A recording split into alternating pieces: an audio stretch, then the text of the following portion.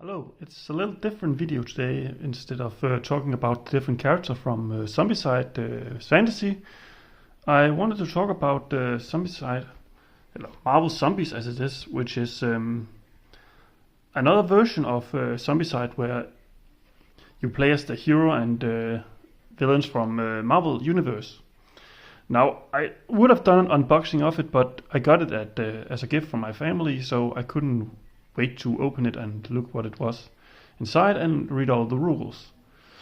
So I'm going to try to explain what I think is the biggest difference between Zombicide Fantasy and Marvel Zombies. While it does play by many of the same rules, there are some things that are different. Things like there is no weapons, but there are skills that you can get and use by discarding them. There are different kinds of objective in getting by hunting bystanders, which basically work like a secondary objective. And there, of course, is the little factum that instead of playing as humans here, you actually play as Marvel heroes that have been turned into zombies. It's going to be a little hard to see here, but 2 seconds. Like here, we have Deadpool. So the main goal of this game is basically to try to clear objectives like in other Zombicide while keeping the hunger meter under control. But now, this is the big difference from Zombicide Fantasy and Zombicide, Marvel Zombie, is that you're actually allowed to play as zombies. And I know there is a version where you can play as heroes also and fighting against zombies, but this is the version I got, and I actually find it very interesting because of this little mechanic. Now, I feel like the game is a little harder, but that's just me, and I'm still learning about it, so yeah. But basically, you have the hunger bar, and your character has like 2 attacks, which is, of course, Marvel hero have their special equipment that you know about. Like people who know a little bit about the Deadpool example know that he loves to use katanas. So his main attack is basically katanas, where you get 3 dice and hit on 4, but with 0 range. Now there's also this Devour attack, and this is probably the most important attack that all zombies have. Basically, it means that how hunger works is your higher your hunger bar is, your more dice do you add to your attack you're making. So like, let's say that you are on 3 and you decide to use using dual katanas, you are rolling 6 dice. Yeah. But if you reach 4, you go into what's called Ravenous, where you can only use Devour. Now, Devour can only eliminate 1 target per turn, but it will set your hunger bar back to 0. And then you can build it up again. Now, if you end your turn on Ravenous, you will lose 1 HP. And it's like almost like this constantly fight of not getting to be at Ravenous and not be at Ravenous at the same time. And I find it really interesting. Now, truth be told, I'm really not very good at this. So I have a character in turn in Ravenous, because when you attack, if you roll a 1 on this beautiful dice, you see this. This means you go up 1 in your hunger bar. So it's like really this intricate detail of how much actions do you have before you need to devour, and can you manage to devour on 5 dice or 4 dice, 3 dice, 1 dice. It really that. Now the biggest difference from my perspective is actually that you only get 1 skill each level. It makes it a little bit easier to learn your characters, I think. But so far, one of the things I love about fantasy is how many characters build their characters different. Like Deadpool here, he will always get murked with half a mouth, and didn't aim for the head.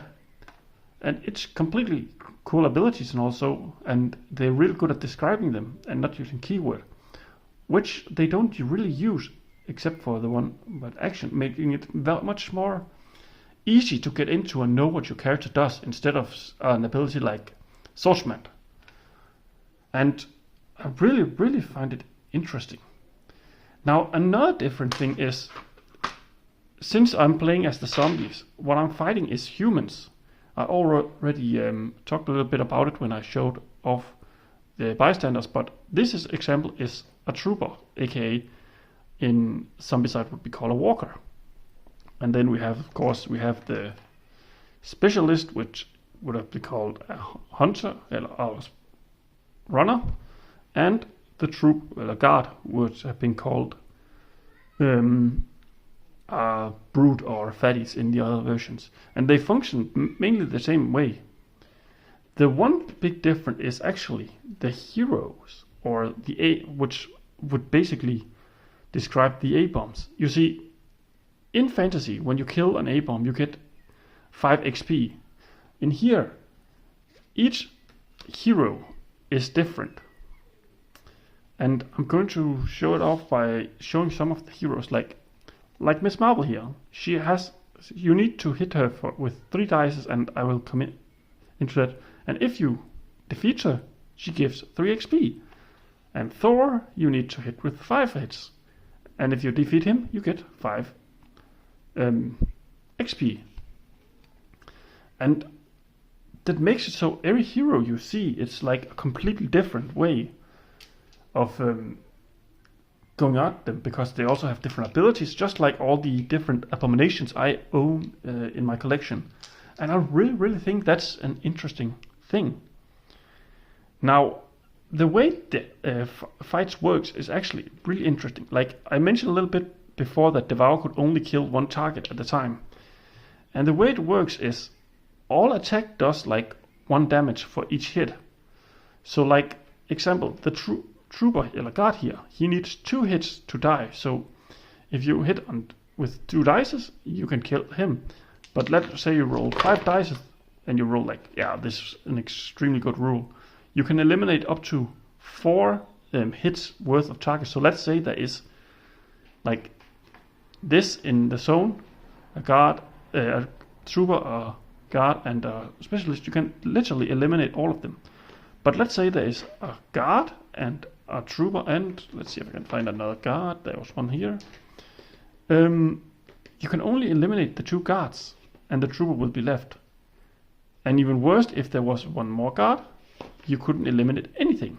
You could eliminate 2 troopers, but he will be left.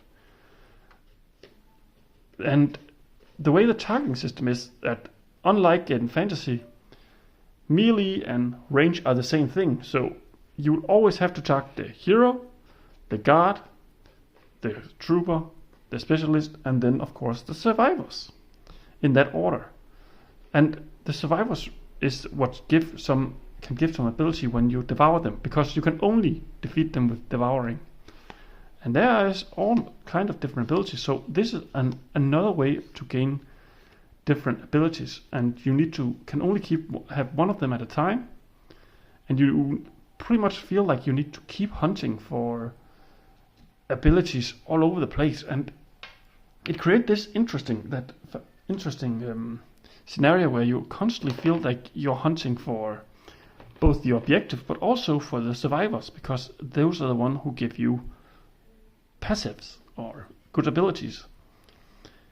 And I really think it's an interesting way of doing it, especially because it really feels like you're playing as a zombie while it's still a zombicide game. Now, truth be told, I haven't tried the other side of the game, where you play as the heroes against the zombies, but in the box I actually got everything I need to, if I ever get it.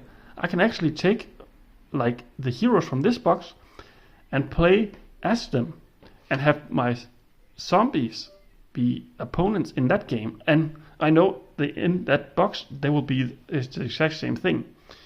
And I'm probably going to get it at some point, but I really like the game. I think even though I'm losing a lot in it, I feel like it's because I'm still learning about the different mechanics. Like I suck at using abilities that you can get once per turn, and I always get, as you can probably see here, get swamped by a lot of, because I played like I play Zombicide Fantasy, where staying together can be really, really good.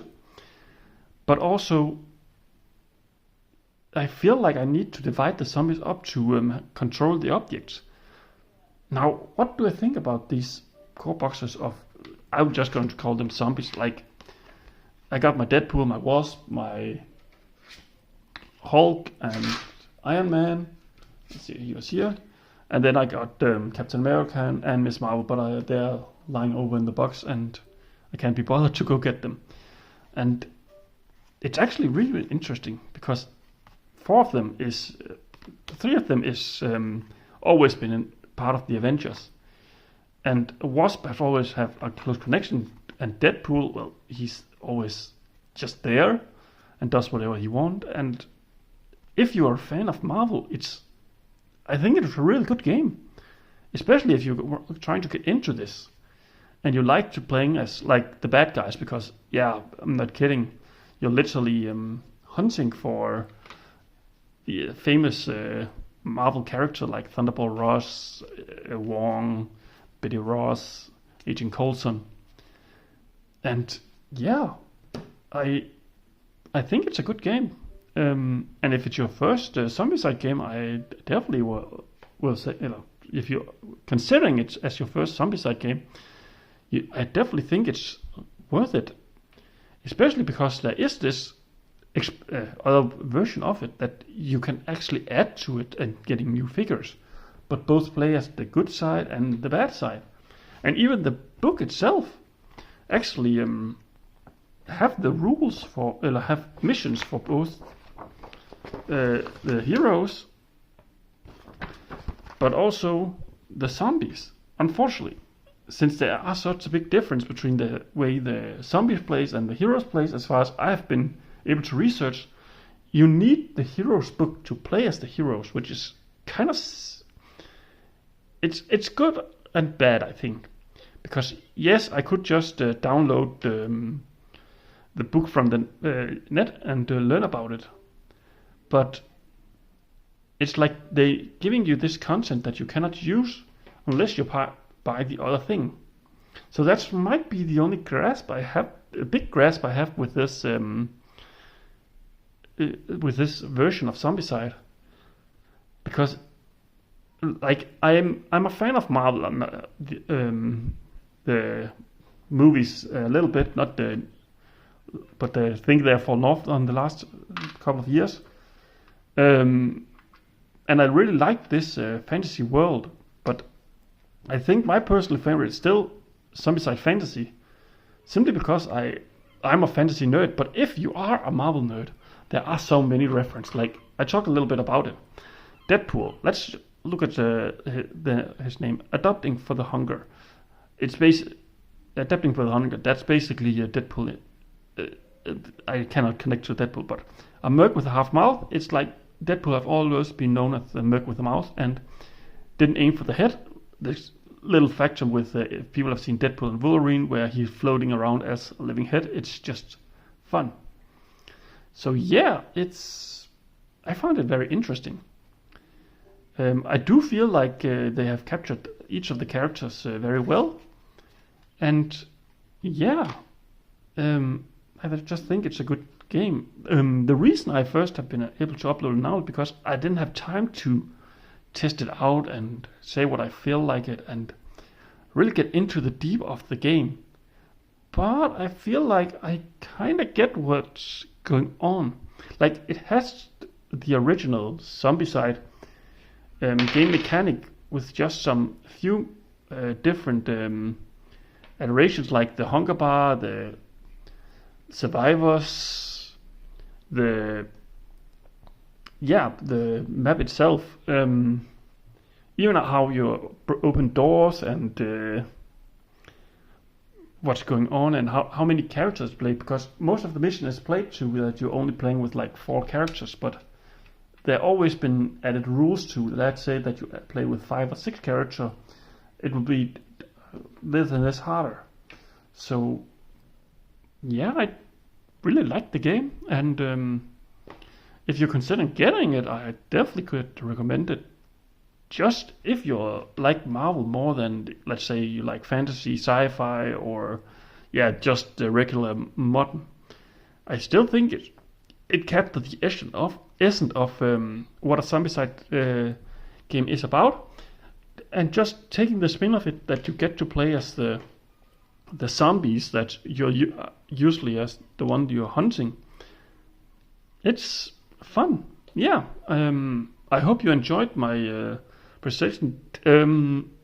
Everything that's going on in behind is just me after me lost a game because I just got overwhelmed, and that's I think is a good thing because this was supposed to be an easy map,